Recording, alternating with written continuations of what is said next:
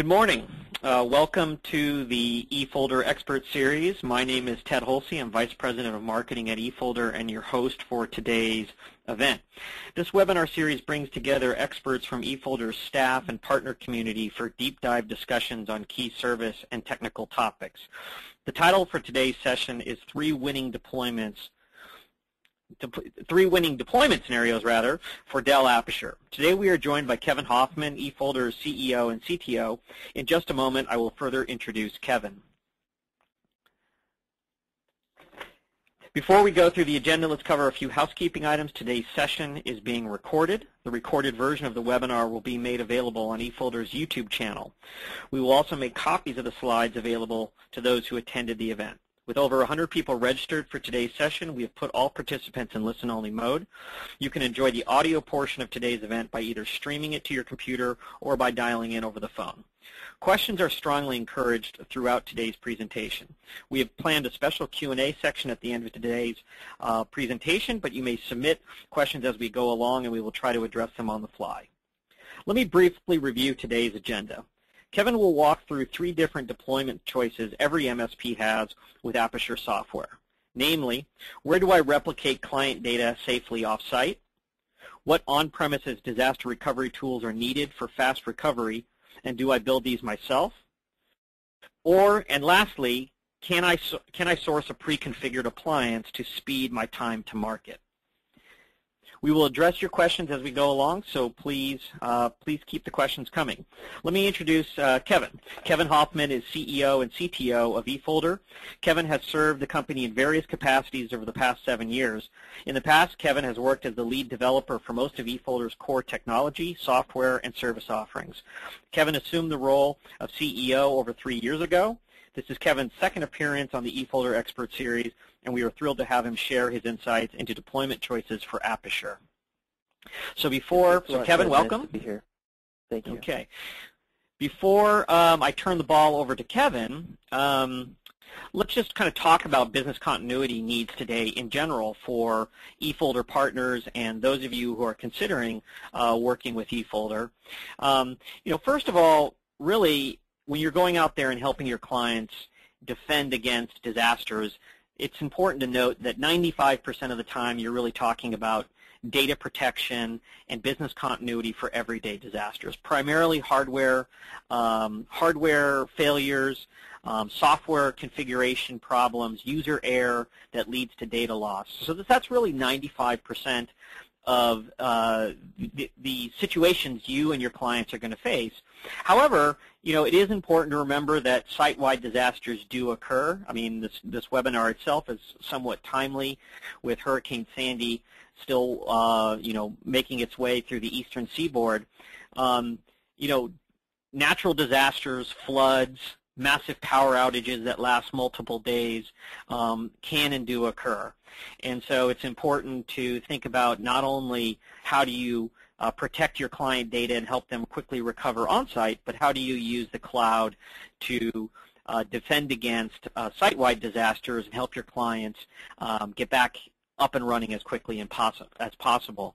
And last but not least, really the name of the game at the end of the day is it's all about recovery and how quickly can you help your clients bounce back from any kind of disaster, whether it's an everyday disaster or a site-wide disaster that wipes out a complete office location. So we're going to be talking today about different deployment choices you as an MSP have with Dell AppAssure software. And this software, of course, is unique because it provides image-based backup. So you can protect not just the data, but the entire system configuration on mission-critical servers. But really, you've got a lot of choices ahead of you, and eFolder adds a lot of the critical cloud services and hardware components that help you deliver a complete solution to your clients. So with that, let me turn the ball over to Kevin. Kevin, take it away. Yeah, thanks a lot, Ted. So as many of you, I'm sure, are familiar with the Dell AppAssure software, I'll just give a brief overview. As Ted mentioned, it's volume-based image-level backup, which there are these days many options out there for that type of technology. So what makes Dell AppAssure unique? It was designed for a mid-market level product, so it has some built-in robust deduplication features that really mitigate the amount of disk storage that you need as the number of servers goes up. And it does that across deduplication across different servers. Another really unique feature is live recovery that allows you to immediately restore multi-terabyte volumes. So they have a special snapshot driver, volume driver that presents the disk as if it was fully restored immediately, and then it populates the data in the background as the data is accessed, and also streaming restore in the background to the disk. And so they've also added integration points that allowed us to deeply integrate into their product through their APIs to provide a total seamless solution with eFolder and Aperture software together. So that's just a brief overview of what it provides here. All right. All right. So for those of you out there who are using AppAssure software, you've got a choice. Do I use a public cloud out there to host my replicated Aperture data? Do I build my own cloud? What would I actually need if I was going to go out there and build an environment to host replicated Aperture data? So, first and foremost, it's a very storage-intensive product, so you need fast and reliable storage. Multi-terabytes is highly redundant, high-performance storage. Read caching is quite important. Deduplication has its indexes that do have good algorithms. It doesn't need relatively a lot of RAM, but it does need some read caching to help have that good performance. So we have some numbers there, and so we found SSD read caching really is necessary at scale in order to scale the deduplication technologies. In terms of WAN bandwidth as well, we found it really depends on the rate of change of data that your clients have, but we give a basic rough outline there. And of course, you'll need network security to scan incoming traffic. Aperture uses the HTTPS protocol, so you want to make sure that's completely secured. And then you'll need the Windows servers to run the Aperture software on the offsite portion. It uses Windows-based technologies. It runs on Windows and .NET. And so you'll either need physical machines to run those the Aperture core software, or you'll need virtual machines that have the storage performance levels that are capable for meeting the requirements of the Aperture software. Then you'll need solid and reliable data center infrastructure. You'll need seed processing equipment. So Aperture uses the terminology seed just to mean the initial set of data that you want to send off-site that you don't want to send over the internet. They send that to a drive and call that the seed data. So in order to efficiently process that in a data center, you'll need the ability to efficiently attach those disks, copy to a staging area, go through the Aperture software's process of consuming that data, monitoring the consumption, and meanwhile doing that while minimizing labor costs. And then you'll need to make sure that you set up monitoring alerting systems to monitor the health and performance of pretty much everything that you've built to make sure that everything's functioning healthy in a healthy way. Performance, we found, is just as critical as if they're operating properly, to make sure that it's able to keep up with the rate of data change that may be quite large for a large-scale environment. So yeah, please feel free to ask questions if you've built your own Aperture replication environment, which we found many partners have. We're interested to hear additional insights you may have, or additional questions or challenges you faced in building that infrastructure, and how it relates to our experience building infrastructure for Aperture. Yeah, Kevin, there's just one purely tactical question that Doug has asked. It says, may I have a copy of the slide deck? Yes, so everybody who attended today's session will receive copies of the slides, in addition to a link to a recorded version of the webinar, which you can share with colleagues if you wish. Great. All right, so I'll move on here. So if you're going to build your own private cloud, what are some of the biggest considerations that you should consider before making the choice between your own cloud, public cloud, and eFolder's cloud. So one important factor here, and it usually comes down to money, is what are my capital expenditures going to be to invest in the equipment needed to go build all this equipment. To get good prices and economies of scale, you really need to buy large amounts of equipment to service a large amount of data at once. And some service providers already do have large SANs, and so their capital expenditures may be relatively low compared to what they've already invested to support other customer needs. And so whether or not that works well for you, really depends on what you've got and what you want to invest in. Then you have your recurring direct costs, just considering data center hosting costs, space, power, and bandwidth. Those all play into it.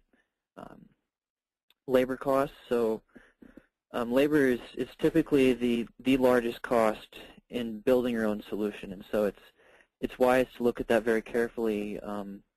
It's a number that we look at very carefully internally.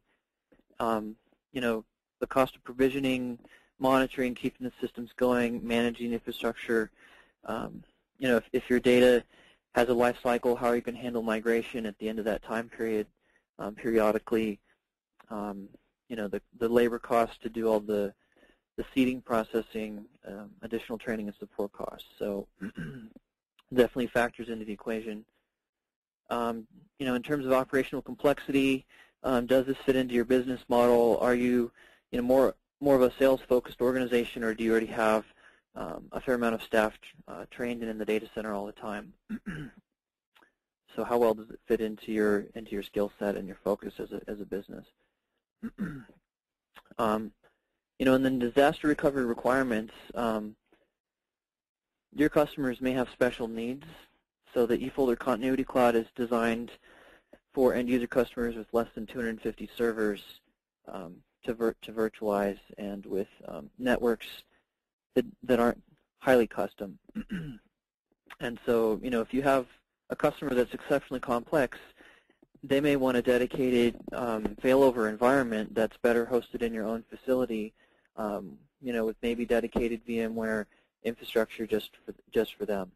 So you may have custom needs that preclude the use of a cloud solution that's designed for the 90% use case.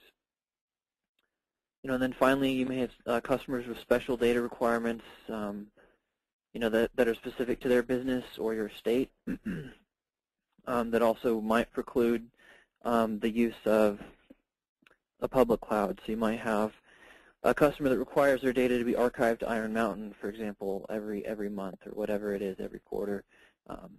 That's an opportunity for you to fill a niche that public cloud solutions typically won't provide for you. So another factor. Kevin, quick. Sure. Sorry to interrupt, but quick question. What in talking with the MSPs that we have talked with, who have done some replication, what is the biggest surprise or challenge that they've run into most commonly? I think what we found is we've had several partners who built their own cloud and got to around 20 terabytes of data, and found that in order to scale, they were continuing to add data quickly as customers signed on, and to continue to scale, they needed to make an additional capital expenditures investment for another piece of their SAN, and it was becoming more expensive than they thought it was in terms of capital expenditures and labor, and were looking to simplify their operations. So those are some of the driving reasons some partners have chosen to leverage our cloud solution versus building their own. Even at the scale of several tens of terabytes, certainly at the 1 to 5 terabyte level, it's even more of an argument. The capital expenditures versus recurring costs in our cloud are quite drastic. So another factor that plays into this that we haven't really mentioned in the last slide is just building your own continuity cloud. So we talked about what you need to build your own cloud for just running the Aperture core software, but then if you want to allow your customers to virtualize their down infrastructure, you also need a multi-tenant cloud on your side that allows you to tap into that easily for bringing up your different customers. And we found some partners have already built that. Some are running their own clouds for their customers, so it just depends where you're at and what you're looking for.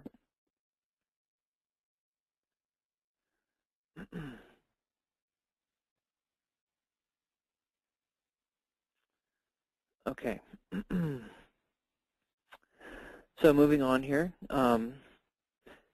we do need, the Aperture software does need a local appliance in order to operate. So this is a depiction of how the Aperture software works in relation to the customer's environment. So you've got production servers, whether they're physical or virtual, with agents, with the Aperture agent on them, the lightweight agent.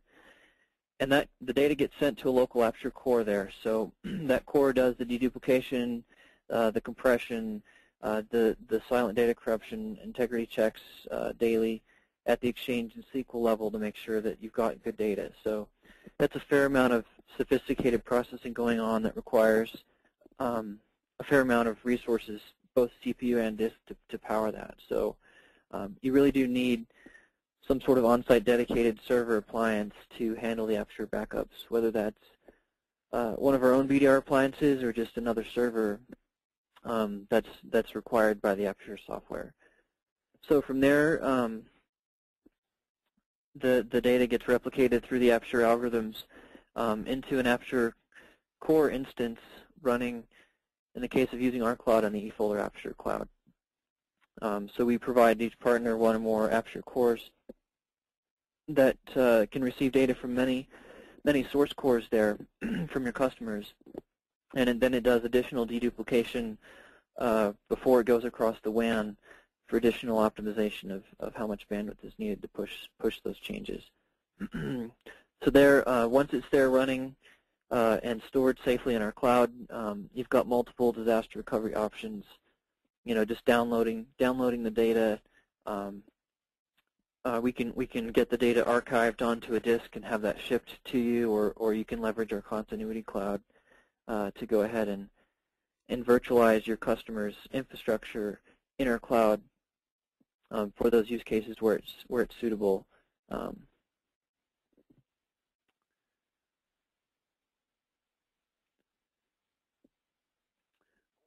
So in summary, our approach as a company, eFolder, is dedicated to being an open company that's not locking partners into any one particular vendor, but providing them the tools and the best solutions out there in the market that allow them to solve the problems that they have. And so, we've partnered with Aperture in this case to build a solution together that makes the technology that they've built that much better and focused for MSPs specifically in their needs. So we've packaged the Aperture software together, and then we go direct through the channel, exclusively MSPs, VARs, and integrators, and they take it to MSPs and mid-enterprise customers there.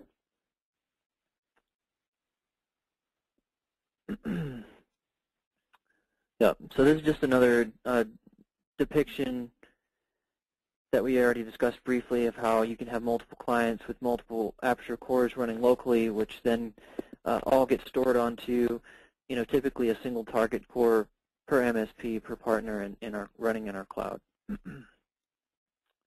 So this is a high-performance compute cloud and storage cloud that we built that handles the very high I/O requirements of the Aperture software that's been tuned together with the Aperture engineering team to provide a good experience in a large-scale environment.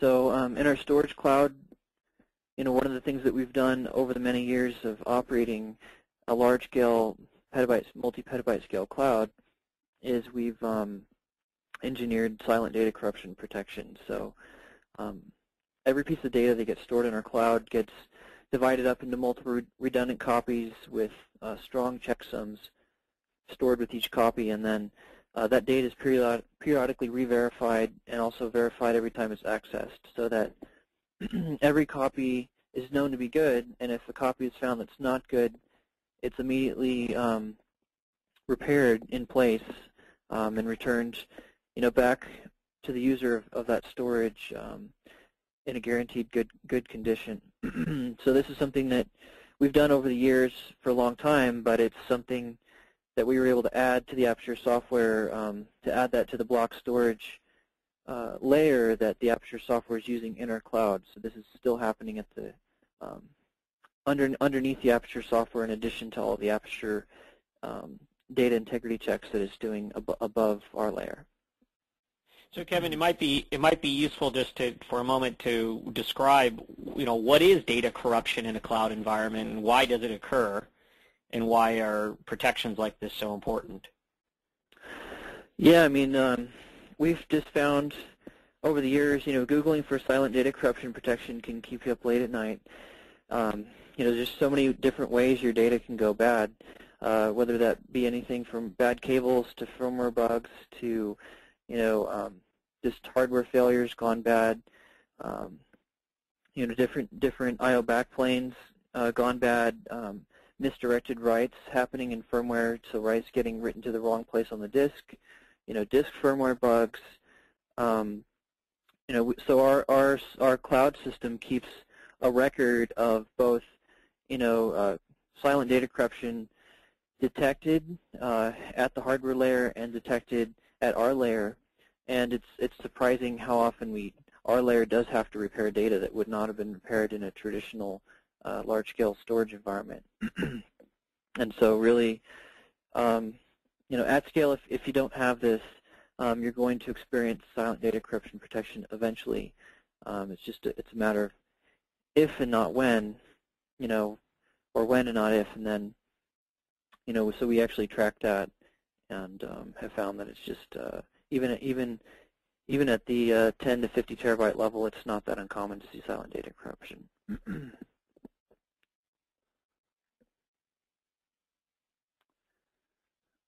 So this is just a brief overview of the Continuity Cloud. So this is just another diagram of what you'd need to build yourself if you were going to go build something like this. So, we built a separate multi-tenant cloud that's attached through a high-speed backbone network that provides you the ability to set up through the Aperture Virtual Standby technology your customer servers running in our cloud, and you have full control over a private virtual firewall per customer. And so then you can tie in that to your customer's environment through many different ways.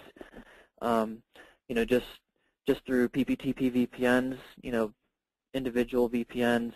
If they have multiple branch offices, or you want to tie it in to an actual physical disaster recovery facility, you can tie that in through site-to-site VPNs through IPsec, for example. You can do port forwarding.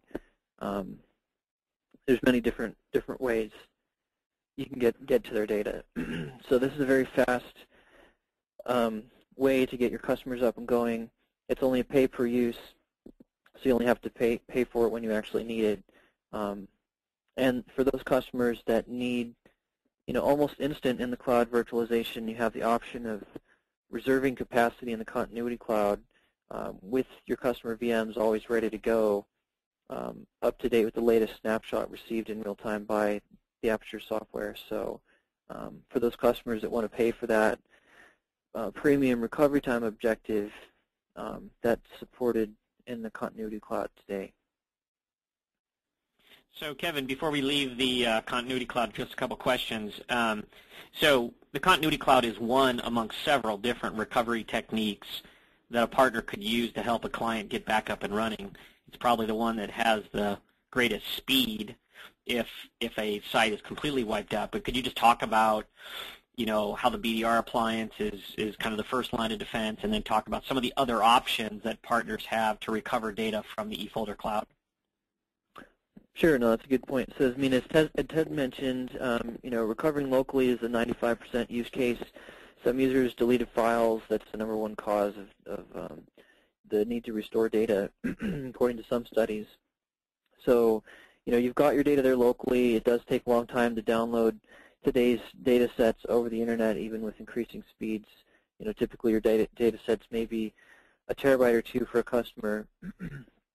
So that's why that local appliance there is key piece of the solution for customers for getting quick recovery. Then when it comes to recovery in the cloud, there are many options. Hurricane Sandy is going on. We've been monitoring that carefully, and we've had customers exercise all of our different options for restoring data. So even as we speak, there's customers getting provisioned into the continuity cloud right now who are virtualizing their customer servers from the affected areas of the hurricane. There's some customers who have chosen that said, we just want the data shipped to us instead, so they're exercising that option. So that's going. I know our team is also handling those requests right now, and we also have all the time restores over the network going on that we monitor. So there's a variety of different methods. Getting your data. Sometimes they just want their data shipped to them for an alternate site that they've got, and we maintain very large devices, anywhere from the very small individual USB disks to large NAS devices to be able to ship any size customer out immediately. So Kevin, could you, there's a couple questions. Cal has a couple of practical questions around pricing. What are the costs for data being moved from the cloud to physical media and transferred to the client for a disaster recovery? And then there's a second question, a bit more about the pricing model for the continuity cloud. Sure. So for physical shipment of your data, we typically charge $150 plus for labor plus the cost of shipping. We reserve the right to charge that. Sometimes we don't. In the case of Sandy, we've been waiving those charges completely. So that's the cost of that service. If you want to keep the media, we just charge you the cost of the media, or you can return the media within 2 weeks to not be charged. For the continuity cloud, we charge a weekly rate, so you're provisioned one or more what we call nodes in our continuity cloud that provide you virtual RAM free to use, and we charge a weekly rate. So it's $150 per week channel price for 32 gigabytes of VRAM and $450 a week for the 96 gigabytes of VRAM. Any follow-on questions to that? No, that's good. Great. All right. So moving on here, another piece of the equation that we add to the Aperture software to make it better together is we have a partner web portal where we try to integrate all of the different services we offer, so you've got a single pane of glass to monitor both local and off-site services. So we've written an integration into our online backup agent that can be installed onto the machine that runs the Aperture core software that allows you to view the state of many different pieces of information, both individually and globally, so that there's what's called the dash panel report that actually will include information not only about each core that you've got, but each machine that's being protected or replicated. It shows the status individually of each machine. We've got integrations with our notifications framework through ConnectWise ticketing and other partner-wide rules you can set up, so that you can just set up these global alerting policies and not be concerned with having to individually configure your policies at each site. Also monitoring being able to monitor the state of the progress of replication speeds and other key pieces of information. Digging through the detailed event log, the core event log from our web portal can definitely save you a lot of time if you're having to manage a lot of these cores. So Kevin, just a practical question that Jake has. He says this agent is installed on the source core. I guess maybe could you kind of peel back the onion a little bit here and explain, how is it that the eFolder portal is able to talk to the deployed Aperture instances and get all this information? Yeah, so the partner deploys our agent to the source core. It can be our generic agent, or it can be an agent branded with your branding on it.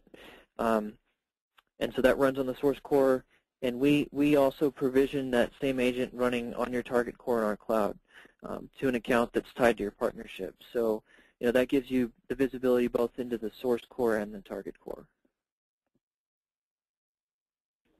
Great. All right. And I guess Kevin, I think maybe something to clarify: Aperture version 4 versus version 5, and Sure. maybe speak to the relative complexity of how we are, that we've written against their API to actually be able to do this. Yeah. So Aperture 4 version 4 did not provide the APIs we needed to provide this integration. So Aperture 5, we worked closely with the Aperture development team and leveraged their APIs. So Aperture 5 is required in order to use this integration. Okay, great. Okay. Let's just have this.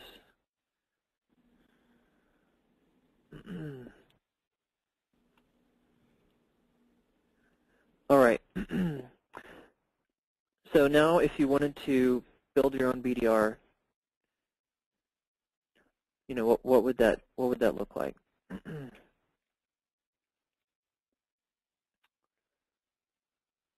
This slide doesn't actually look correct. There we go. It builds. There's an animation there, Kevin. Gotcha. Sorry. Yeah. So if you needed to build your own BDR, so you'd need to leverage whatever Windows server to run the Aperture software. So why would you want to do that? Well, you might have your preferred hardware vendor, and the more volume you drive through the hardware vendor, the more kickbacks you get, the higher up you get in their partner program. So, maybe you're already doing a lot of hardware, and that's going to do well for you. So that's certainly a very strong argument for building your own local BDR appliance for the Aperture software. So what are some of the challenges? You might have to just figure out more specifically the hardware requirements and the different packages and configurations that you want to sell. Being careful to spec the units properly, and then also, just the labor investment, having to individually install Aperture on each unit deployed in the eFolder agent, and integrating it with any hardware monitoring and other systems that you might have. There might be some labor costs to consider there.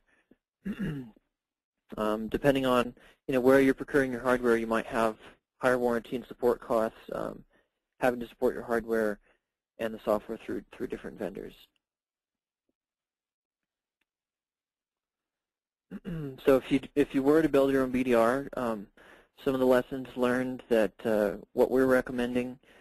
So you want to build a server that's got Windows Server with HyperV on the node or VMware. So really HyperV is the simpler choice if you're building just a standalone BDR unit that's not tied to a VMware environment.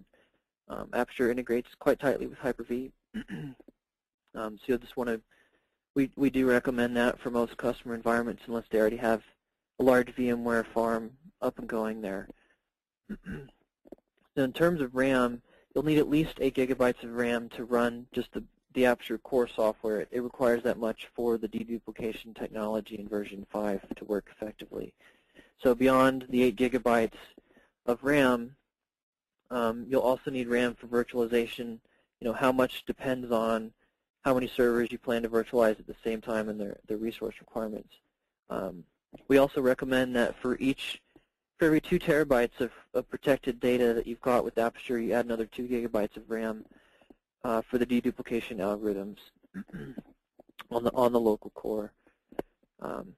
And you'll want to provision a server with at least 4 cores. Really, the more the better. So we recommend modern Intel CPU cores to get the best performance out of your units. So from there, you'll just need the Dell AppAssure software, and then the eFolder agent to integrate with our web portal. So those are the key pieces. It's really not too complex to install if you were to do this yourself. So, eFolder is now, we've been working closely with the Dell OEM team, and we've built a BDR appliance that's fully specified by eFolder, to our specs with our master image on there. That's we feel is an ideal turnkey solution for the Dell AppAssure software solution, whether or not you're marrying it to our cloud or not. So some of the key pieces, it's built by Dell OEM. Most of the different models that are available are generically branded, so there's no mention of Dell anywhere on the unit besides in the regulatory labels. The exception is the entry-level tower unit, which is not available in an unbranded configuration. But it does leverage the operational experience of the Dell server team, building high-quality servers with a lot of the management, server management technologies that you've come to expect. You know, for example, the rack units that are being sold come with the full Dell iDRAC Enterprise management technologies. So, you know, we've pre-configured models that we feel are effective configurations for different size clients through careful testing and our operational experience. So some of the units are field upgradable, so you're able to add storage after the fact, add additional storage if you haven't provisioned enough to begin with, or your client's storage needs have grown. You know, the same is also true for RAM in many cases, and our spec sheet shows the RAM upgradability and disk upgradability options. So we've based the appliance on Windows Storage Server 2008 R2, and that's a unique operating system that's only available to OEMs that provides very high-power Windows-based NAS appliance. That's a CAL-less OS, so you don't have to worry about CALs. It's licensed per device by Microsoft, and we've taken care of going through the complexities of leveraging that custom storage-focused operating system to provide the solution. You know, and it does come with HyperV, so we are using the additions of storage server that do have HyperV enabled, so it still does enable on-site virtualization through the Aperture virtual standby. So we've pre-integrated all the software to make it fast and easy for your team to deploy. Yeah, as I mentioned, HyperV is pre-configured, and we also have the eFolder custom hardware monitoring solution that we've been running on our other kinds of BDRs for a couple of years now that provide things like disk performance, bandwidth utilization, uptime graphs, IPMI sensor stats such as temperature and fan speeds, and that's all available through our eFolder web portal, and that's fully pre-integrated on the appliance. So also it's supported by our US-based support team. They'll be familiar with these units and understand how to diagnose the common problems. You know, we should also mention the hardware warranty is still serviced by the Dell on-site warranty team. We found this was actually a very common request from partners for other VDR product line. Some partners service customers who are quite far away, and they pre-configure the units at their location and then ship them fully configured to their customers. So now in cases of hardware failure, the Dell on-site team can schedule to go to your customer site and swap out the hard disk, or, you know, in more severe cases, the motherboard or even the entire unit through Dell's next business day on-site warranty. So it comes standard with a 3-year on-site warranty, and there are reasonable options to upgrade to a 5-year on-site warranty. So Kevin, before we move, I guess you can answer the question right here, it doesn't matter, but Cal wants to know, are multiple server instances required on the local BDR device, wondering why virtual is required, and then he's kind of got a follow-on question, is it for the virtual versions for testing or, you know, recovery purposes? I guess, can you just kind of elaborate on where the virtualization piece comes in? Yeah, so HyperV only comes in if you want to use the appliance in order to use it to virtualize locally your customers' down servers and/or do testing for your customer servers. So it can do both. You can run your customer servers in test mode if you want to test a migration or a patch or whatever on the local appliance. We're pre-configuring the virtual networks to make it easy to just isolate any VMs that you bring up for test mode. I don't think I fully understand the question about multiple server agents. No, I think you answered the question. That's great. Could you Okay. talk a little bit more about how live standby works, though? Maybe elaborate on that a little bit, or virtual standby. Sure. So there's the virtual. Yeah, so there's really two key recovery technologies in Aperture that enable really quick recovery. So virtual standby is one of them. So what you do is, for each protected server that you're backing up that you'd want to virtualize quickly, you tell the Aperture software to set up what's called virtual standby jobs and store those virtual standby jobs to the local BDR appliance. So the local BDR appliance would be maintaining VHD representations of your backup image that are immediately virtualizable. So all you have to do is hit the play button, and those virtual machines would come up. So, some competitors advertise that their native backup format is in one of these virtual disk formats, and so with Aperture you get the best of both worlds, where you get the data integrity checks and the deduplication features enabled by Aperture's proprietary technology, plus the ability to store your backups in an open format like VHD that's immediately virtualizable. The other key recovery technology in the Aperture software is the live recovery piece.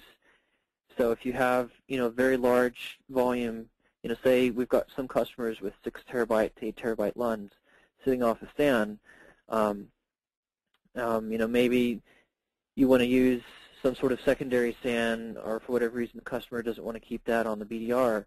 In that case, you could still use live recovery to almost immediately bring up that volume. So you'd bring up the VM, the OS volume would be ready to go. You'd bring it up, and then you'd tell Aperture to use live recovery to recover that super large data volume, and then that would look like it was immediately restored, and the data would populate on demand and in the background. So those are some of the tools available to partners that leverage the Aperture plus eFolder solution to build solutions that are most appropriate for their customers' needs. We think that in most Kevin? cases, yep, go ahead. Yeah, so quick technical question. Joseph wants to know, is the BDR part of the domain? It can be. You don't have to join it to the domain, but it can be. In an SBS server environment, sometimes it can be advantageous not to join it to the domain. Where there's no secondary domain controller, and logging into the device might be difficult if the primary domain controller is down. Partners can have that option, but they're not required to. So it just depends on the partner we found, whether they join it to the domain or not. Okay, great. All right. So we've got our spec sheets here. Right now we've got 3 models that we're launching with, and we're very interested to hear your feedback as to whether you'd like to see any other models added to this lineup. So we've got one tower model that comes in at a $2,500 price point with a couple terabytes of logical RAID 1 storage and 16 gigs of RAM that can be upgraded to 32 gigs of RAM. And it comes with 1 terabyte logical, and you can upgrade that to 3 terabytes through a 2 terabyte in the field or at factory add-on pack. So then we've got two rack models. One for the more typical smaller customer that's got 3 terabytes of logical storage that can be expanded up to 6 terabytes of logical storage, and then a unit that's meant for much larger customer environments that comes with 15 terabytes of logical storage, plus a solid-state disk read cache to accelerate deduplication for the larger environment there. That comes pre-integrated with that particular BDR. So I won't have to go through all the specs here, but certainly feel free to. We'll be sending out this information, and feel free to ask us any questions about the particulars of these specifications.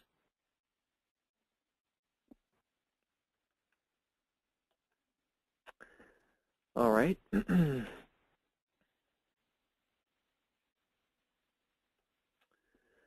So in terms of pricing, those are the 3 prices of the units. The Dell AppAssure software, the pricing starts for the MSP edition at $50 per server per month and goes down with volume. And for the Aperture eFolder BDR for Aperture, the way that we price storage, it's based on the amount of storage provisioned for your core in our cloud. So it's really not storage per BDR, but rather just storage used by all of your cloud storage used by all of your BDRs, and that's priced at $20 per 100 gigabytes provisioned. And we do have a 500 gigabyte minimum when provisioning a core for you. And as we've mentioned, here's the pricing for the Continuity Cloud at the weekly rates. So in terms of availability, these units are going through the final factory prep step to get them ready for being able to ship. So we anticipate the first orders being processed in approximately a week, November 8th. So the orders are placed through eFolder. We're not using any distributors, but we do drop ship to you or your customers as you see fit, and we're not putting any eFolder branding on these units. True to our strategy of going exclusively through the channel and emphasizing our partners' brands.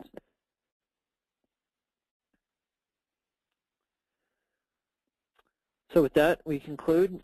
We hope it's been useful to you to at least consider, the various factors in, A, whether or not to build your own private cloud replication environment, and B, whether or not to build your own BDR appliance, and some of the options available to you that through the services we built. Either way, and we'd be happy to answer, follow-up questions. And feel free to reach out personally to me if you want to follow up. I'm at extension 121. So, okay, so just any final questions? So Joseph wants to know, is there a program to replace older non-brand BDRs with a new Dell BDR?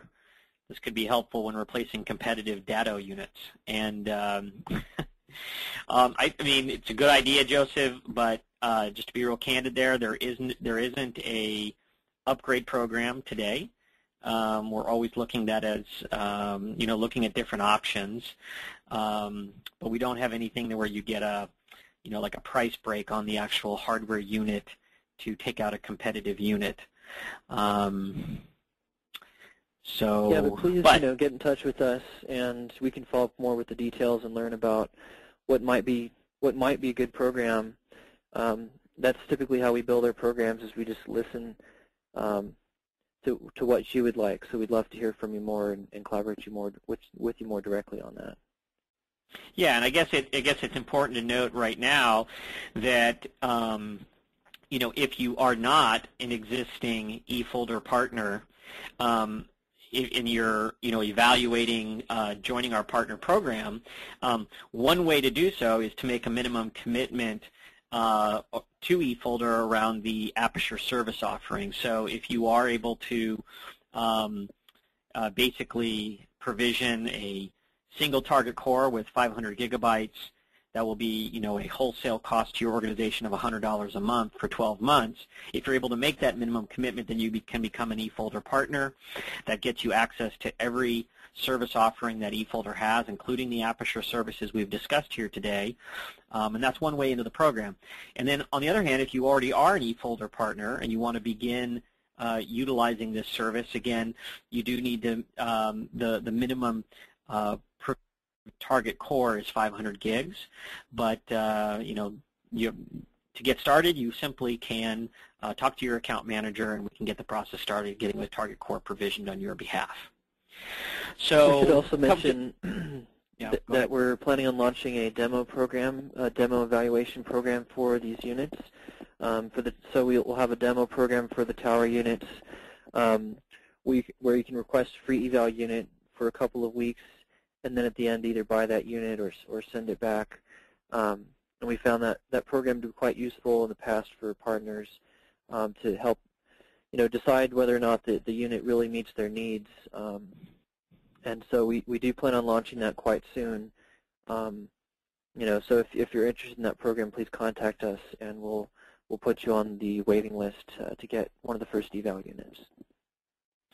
So question, Kevin, around hardware. So Chris wants to know about hardware warranties. What are the warranties on the hardware?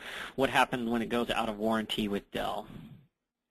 So all these units come standard with 3-year next business day on-site replacement through the Dell Pro Support program.